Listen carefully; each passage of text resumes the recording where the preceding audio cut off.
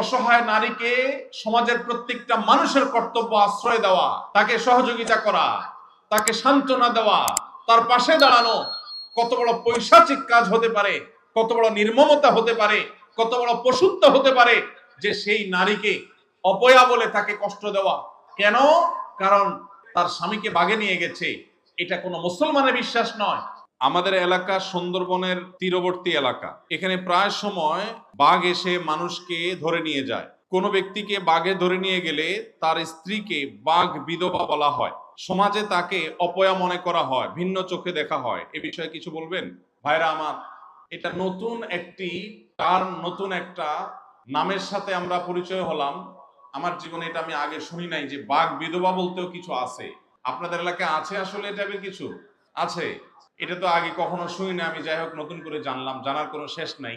যেহেতু মাহফিল স্থলের খুব কাছেই সুন্দরবন, খালের অপর প্রান্তেই সুন্দরবন, অতএব বাঘ আপনাদের এলাকায় অনেক সময় ঢুকে পড়ে, হামলা করে গরু ছাগলের উপরে, মানুষের উপরে। কোনো মানুষকে যদি বাঘ থাবা দিয়ে ধরে নিয়ে যায় বা মেরে ফেলে, তার স্ত্রীকে বাঘ বিধবা বলুক আর অন্য যে কোনো নাম বলুক, যদি তার স্ত্রীকে অপয়া মনে করা হয়, যদি মনে করা হয় কুফা, সে মানুষ ভালো না, সেজন্য তার স্বামীকে বাঘে খেয়ে ফেলছে, এরকম যদি কেউ মনে করে, তাহলে সে কবিরা গুনায় লিপ্ত।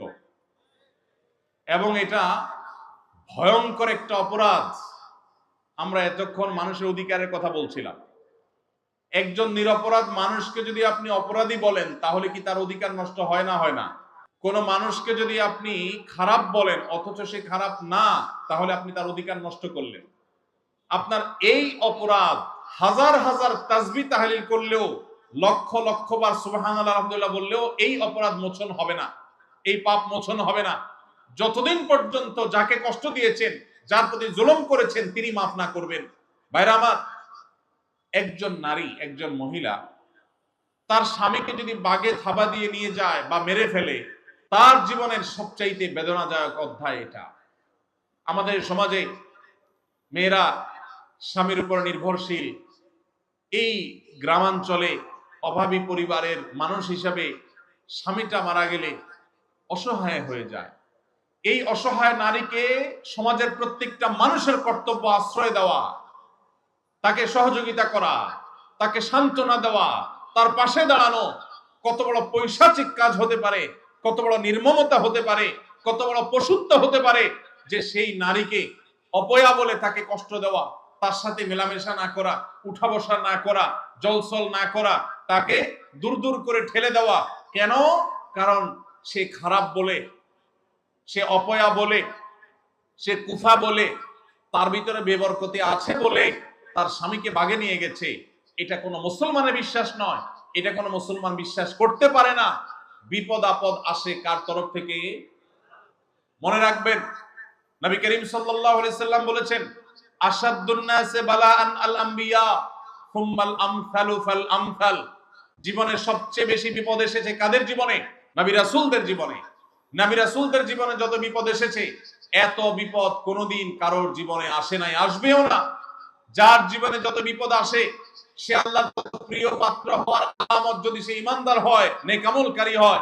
কারণ নবী করিম সাল্লাল্লাহু আলাইহি ওয়াসাল্লামের আরেকটি হাদিস আছে, সুনান তিরমিজিতে বর্ণিত হয়েছে, তিনি বলেছেন, ইন্নাল্লাহা ইযা আহাব্বা কওমান ইবতালাহুম। আল্লাহ কাউকে ভালোবাসলে বোঝার উপায় কি?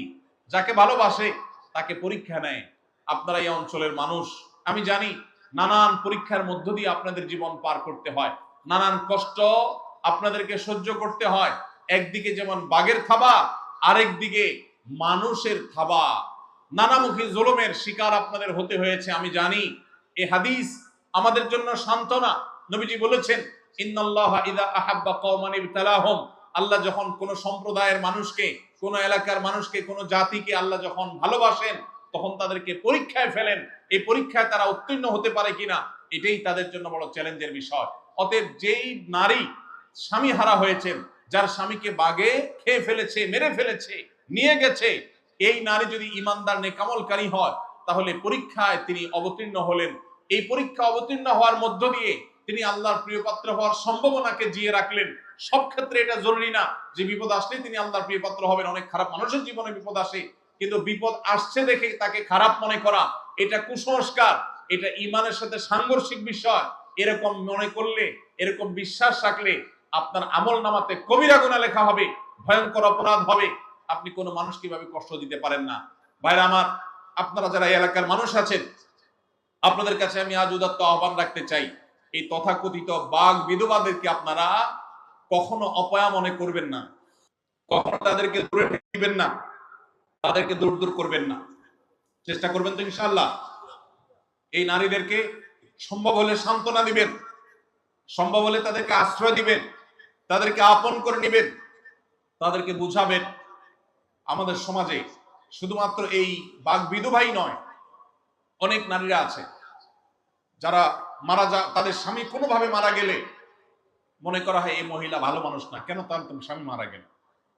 কোন স্বামী মারা যাওয়ার সাথে কোনো মহিলা ভালো বা খারাপ মানুষের কোনো সম্পর্ক নাই।